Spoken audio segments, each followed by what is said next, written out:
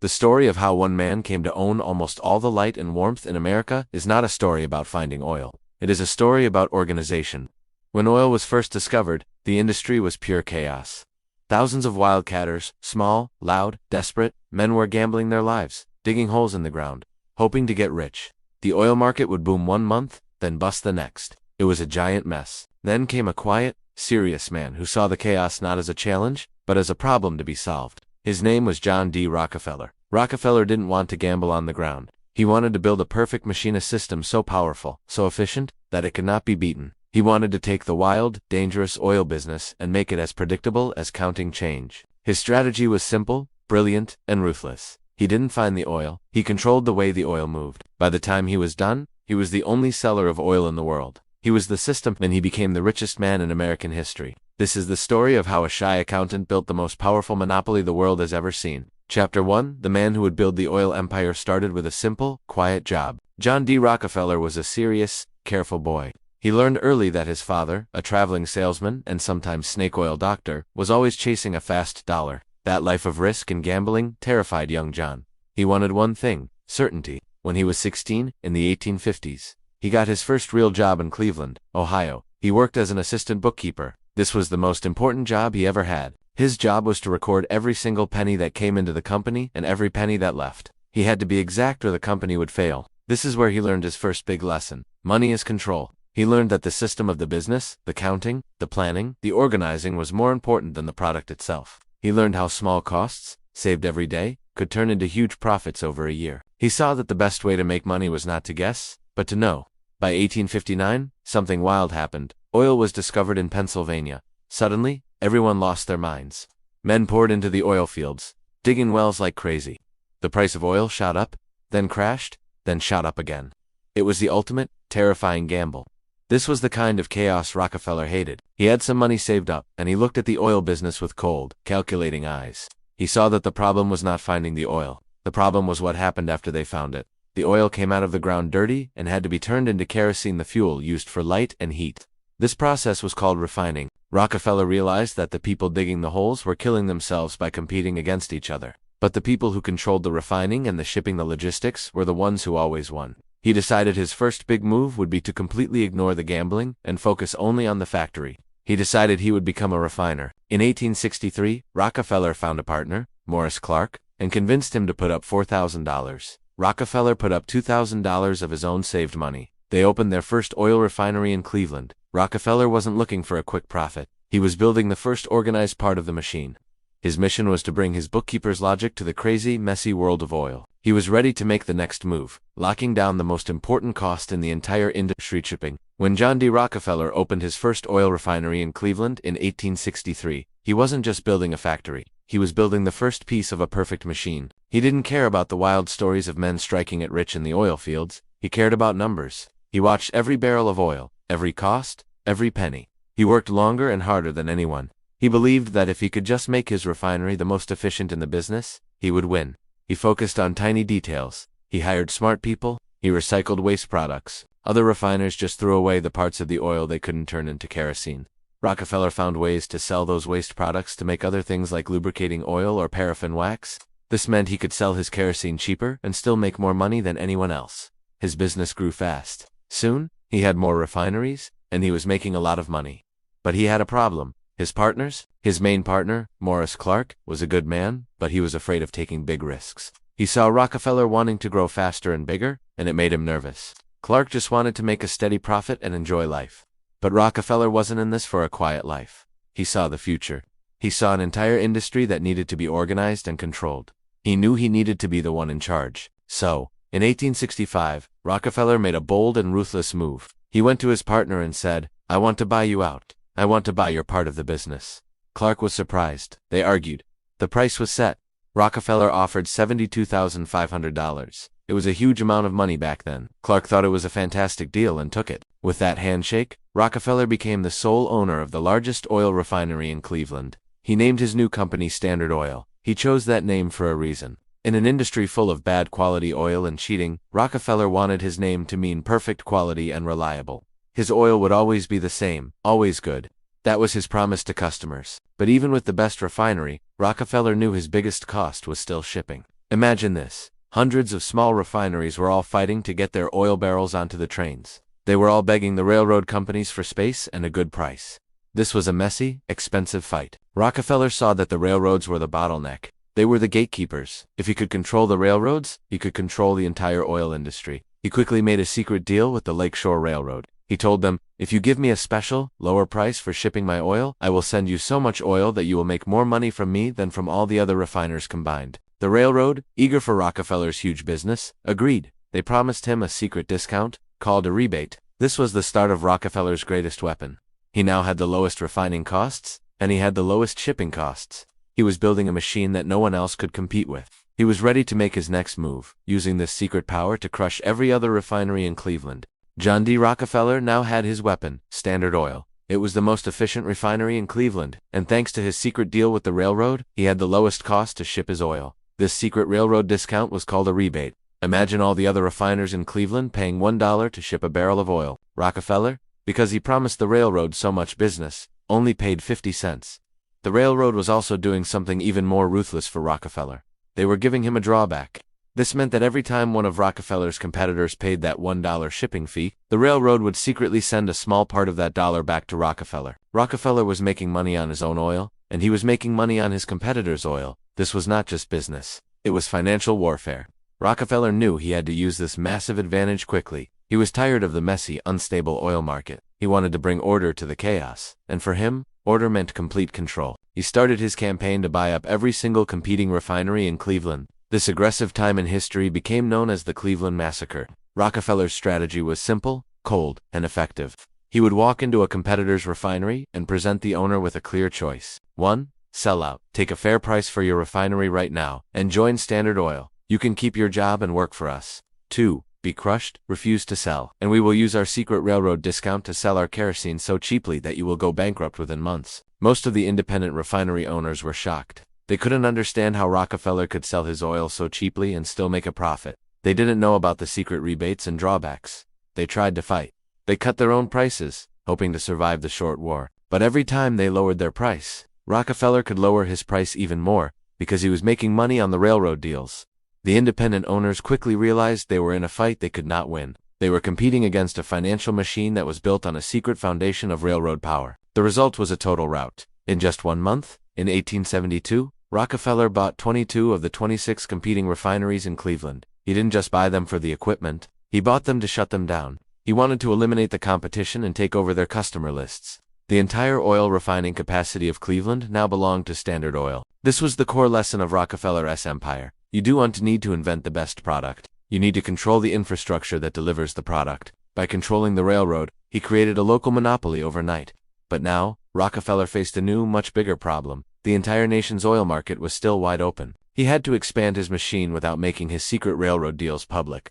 After the Cleveland Massacre, John D. Rockefeller controlled almost all the oil refining in his area. He had brought order to the chaos of Cleveland, but the oil business was a national business. He still faced competition from big refineries in places like Pittsburgh, Philadelphia, and New York. If those companies sold their oil cheaply, they could hurt his profits.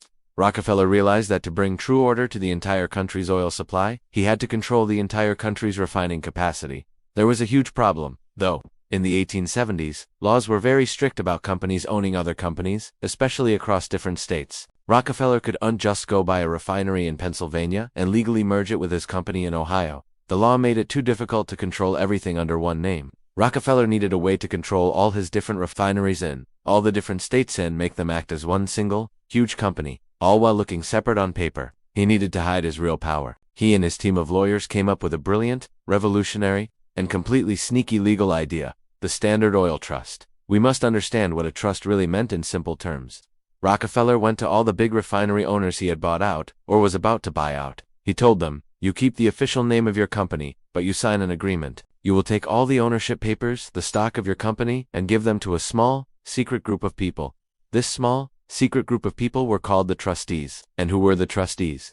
John D. Rockefeller and his closest partners. In exchange for giving their ownership papers to the trustees, the original owners received a special certificate from the trust. These certificates paid them big money every year, guaranteeing them a piece of the profits of the new, massive system. The result was magic for Rockefeller. 1. Hidden control. All the different Standard Oil companies, Standard Oil of Ohio, Standard Oil of New Jersey, Standard Oil of New York, looked like separate companies in separate states. Took single command, but because Rockefeller and his partners held all the real ownership papers, the stock, as the trustees, they could give orders to every single company as if it were one big machine.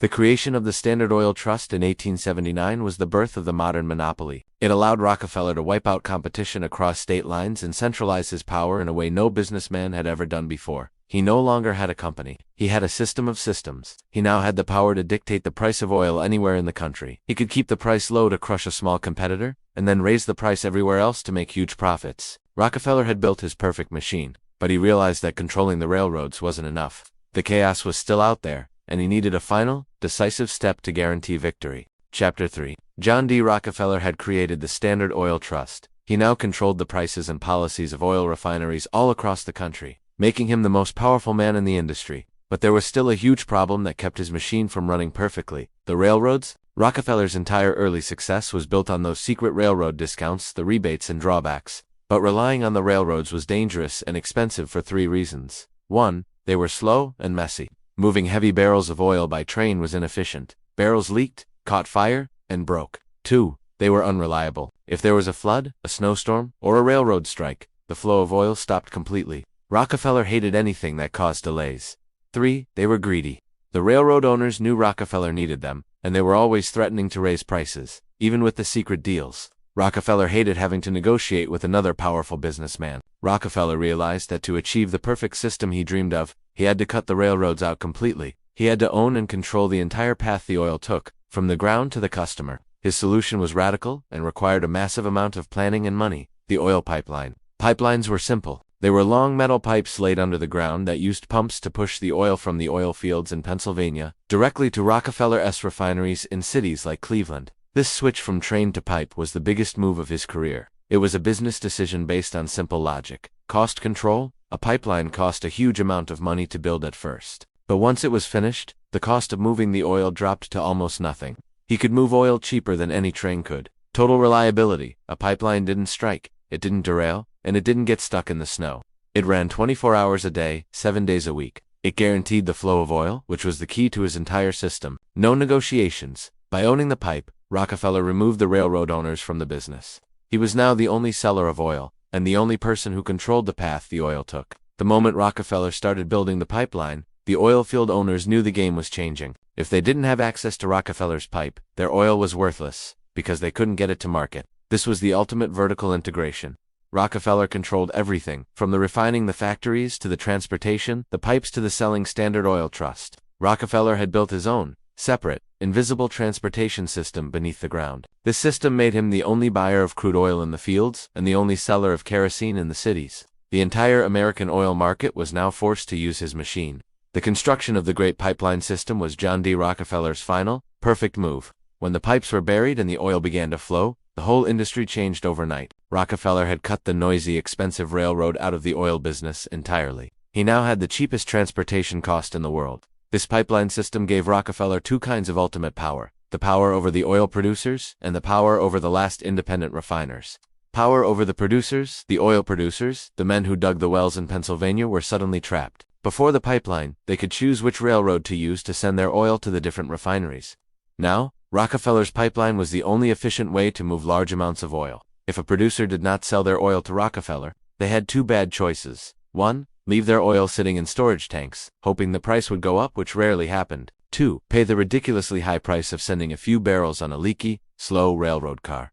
Rockefeller knew this. He told the producers, "I am the only buyer for your oil. You will sell it to me at the price I set." He could buy the raw oil from the ground for a very low price, sometimes even lower than it cost the producer to dig it up. He didn't need to be cruel. He just needed to be logical. It was cheaper to sell to Rockefeller than to let the oil spoil in the ground. Power over the refiners. Rockefeller also used the pipeline to crush the few remaining independent refiners who had refused to sell out to the trust. The price of raw oil was now very cheap for Standard Oil, because they owned the pipeline. The cost of running their factories was already the lowest in the world. This meant Rockefeller could sell his kerosene and other products at a price that was impossibly low for anyone else. The independent refiners were forced to do 2 things. 1. Buy their raw oil from Rockefeller's controlled pipelines, which meant they were paying a price Rockefeller set, or to pay the high cost to move raw oil on the railroad, and then pay the high cost to ship their finished kerosene by railroad. They could not compete. They were trapped between Rockefeller's cheap raw material and his cheap finished product. The owners of the last independent refineries finally came to Rockefeller, often begging. They surrendered. They sold their businesses to the Standard Oil Trust for whatever price Rockefeller offered.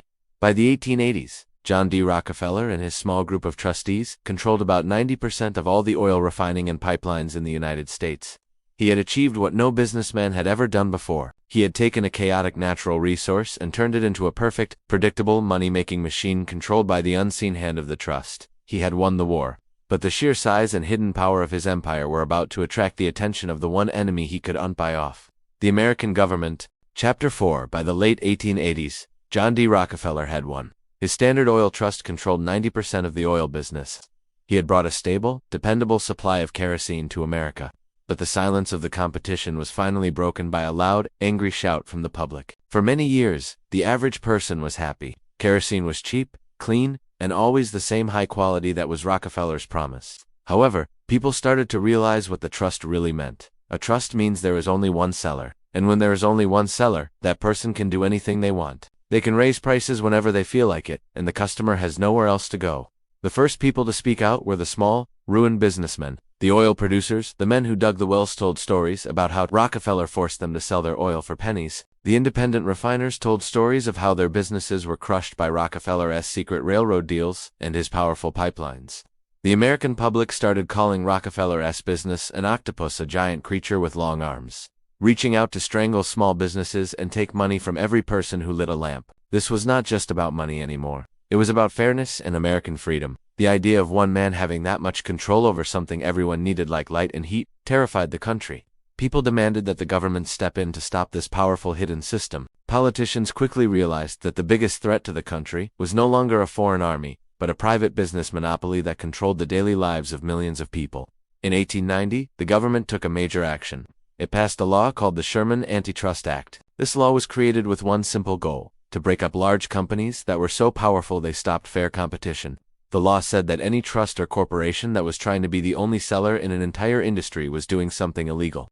It was the first major battle line drawn between the massive power of private business and the government's duty to protect the public. Rockefeller and his partners were confident. Their legal team argued that the trust did not technically break any laws because the ownership papers were structured so cleverly. They believed the government could not prove that all the Standard Oil companies were really just one company. Rockefeller was ready for a fight, but he had underestimated the power of the new law. The government now had the weapon to attack his perfect machine, and the battle would be fought not on the railroads, but in the courts. The Sherman Antitrust Act of 1890, the new anti-monopoly law, was a direct threat to John D. Rockefeller's Standard Oil Trust.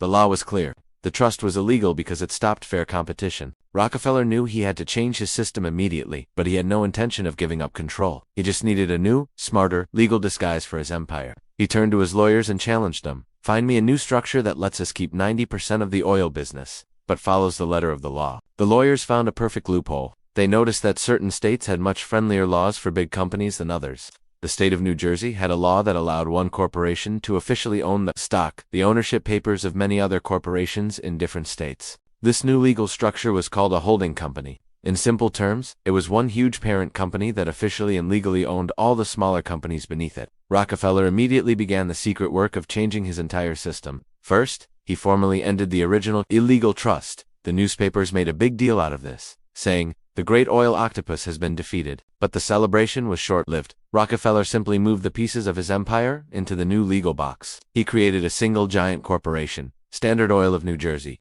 This one company then legally took over the ownership of all the other Standard Oil companies across America. The entire empire still worked exactly the same way. Rockefeller and his partners still controlled everything, but now, instead of using the secret of trustees to hide the ownership, they used the public, legal structure of the holding company in New Jersey. Rockefeller had defeated the spirit of the new law by obeying its letter. He had maintained his monopoly, but he had also bought himself time. The government immediately realized that Rockefeller had simply swapped one disguise for another. This new legal structure made the government furious and set the stage for the final, decade-long court battle. For the next 20 years, Rockefeller and his lawyers would fight the U.S. government through every single court. This final war would be fought not with pipelines and railroads, but with paper and legal arguments. But while Rockefeller was busy fighting the government, a whole new challenge rose up. One he did not see coming: a powerful new kind of enemy, the journalist. Chapter 5. For 20 years, John D. Rockefeller had won every fight by controlling two things: railroads and lawyers. He thought the battle against the government would be fought only with legal papers and quiet courtrooms. He was completely wrong. His final, powerful enemy came from the opposite side of the business world, a woman with a pen named Ida Tarbell. Ida Tarbell was a writer, but she was not just writing stories. She was a dedicated investigative journalist, a person who spends years digging up secrets to tell the truth. She hated monopolies, and she hated what Rockefeller had done to the oil business. Why did she hate him so much? Her father had been a small independent oil producer in Pennsylvania. She had watched, as a young girl, as Rockefeller's massive Standard Oil machine slowly choked her father's business and every other small producer until they went broke. Her mission was personal. Tarbell began a massive project to write a history of the Standard Oil Company. This was not a quick newspaper story. This was a deep, multi-year investigation that she would publish month by month in a very popular magazine called McClure's. Rockefeller had spent his life keeping his deals secret. The rebates, the drawbacks, the legal tricks, and the brutal ways he forced small companies to sell out. He believed that if the public did not know how his machine worked, they could not stop it. Ida Tarbell's work was about to tear down that wall of secrecy. She worked like a detective. She went through court records, spoke to every person Rockefeller had ever crushed, and even got former Standard Oil managers to leak documents to her. She put together a mountain of proof showing every single ruthless step Rockefeller had taken. When her first story came out, it was an explosion. People were shocked. They had thought Rockefeller was a brilliant, hard-working businessman who simply brought order to a wild industry. Tarbell showed them the hidden face of the monopoly. She showed them how Rockefeller used his power over the railroads to secretly make money from his competition. She detailed the names of the small businessmen who cried when they were forced to sell their life's work. This was the first time the public understood that the high quality of their kerosene came at the price of destroying fair business and ruining thousands of small lives. Tarbell did not call Rockefeller a criminal. She simply showed step by step how he used perfect business logic to commit moral evil. The public outrage was enormous. People now had a clear human face to attach to the word monopoly. This public anger was more powerful than any law the government could pass. It put massive, irresistible pressure on the president and the Supreme Court to finally act. The powerful articles written by Ida Tarbell in the early 1900s did something that no court case could do. They changed the mind of the American people. They made the fight against the Standard Oil Trust a fight between good and evil. This massive public anger gave the government and the new president, Theodore Roosevelt, the unstoppable push they needed to finally win the battle against John D. Rockefeller. The government had sued Rockefeller years earlier,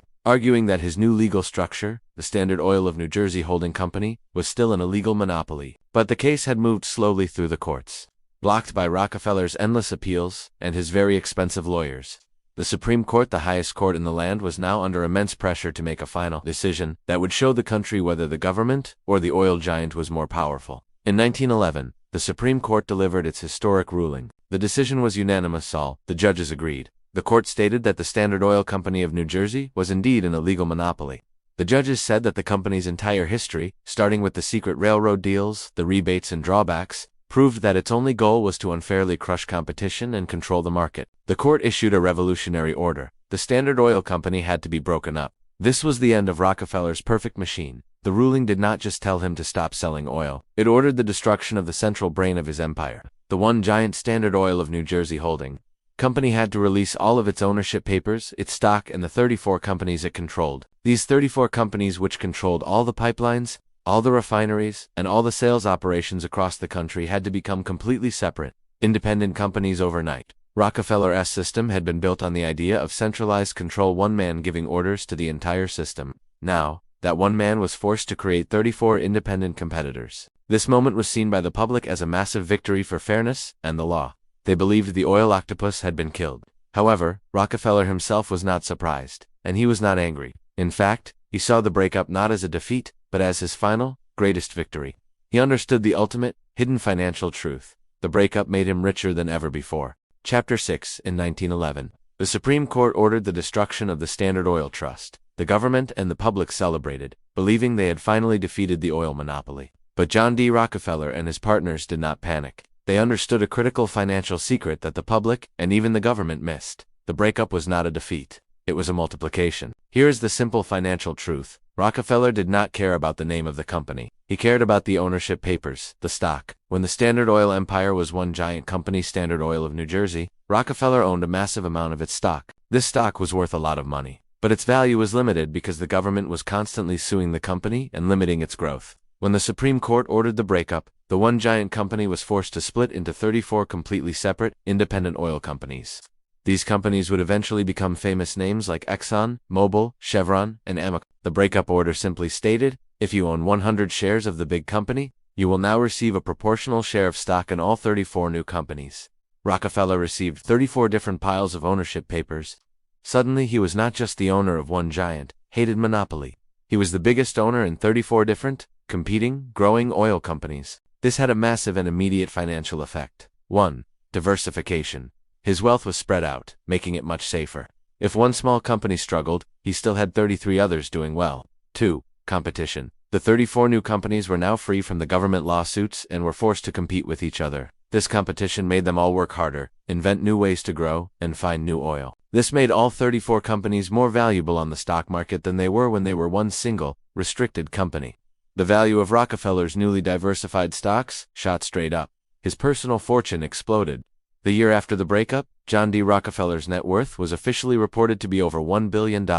He became the world's first ever billionaire, holding a fortune that, when compared to the size of the entire American economy at the time, made him the richest person in American history. The law designed to destroy his power actually cemented his position as the ultimate financial winner. After the breakup of the Standard Oil Trust in 1911, John D. Rockefeller was technically defeated by the government, but financially, he was the richest man in history. He had won the money war. Now, he faced one final crucial problem: public opinion. The newspapers, fueled by Ida Tarbell's stories, still saw him as the greedy, ruthless oil octopus who crushed small businesses. Rockefeller was nearing 80 years old, and he realized he could not take his money with him. He needed to find a way to save his name and secure a different kind of legacy. He decided to apply the same genius for organization and scale that he used to build the oil empire to a new field: giving money away, or philanthropy. Just as he found the oil industry to be messy and disorganized, he found charity to be messy and inefficient. People gave money to small causes, and it often didn't achieve big results. Rockefeller realized that if he organized charity like a business, he could solve huge, complex problems instead of just treating small symptoms. He hired a brilliant team of advisors, led by Frederick T. Gates, and challenged them. I want to make giving money away as organized as the oil business. He created massive, centralized organizations with simple goals. 1. The Rockefeller Foundation, an organization focused on large-scale public health and education. 2. The General Board of Education, focused on improving schools and colleges, especially in the poor, rural South. Instead of just handing out cash, his foundations funded the creation of entire systems. For example, he poured millions of dollars into finding cures for major diseases like hookworm and yellow fever. The foundation didn't just give medicine, it helped build the research labs, the medical schools, and the public health agencies needed to wipe out the diseases completely. He used his wealth to fund the science that saved millions of lives globally. This shift was a calculated move, but it had a powerful effect. The public slowly started to see the ruthless, quiet businessman transform into the grandfatherly philanthropist who saved children's lives. His immense wealth was now being used for the public good.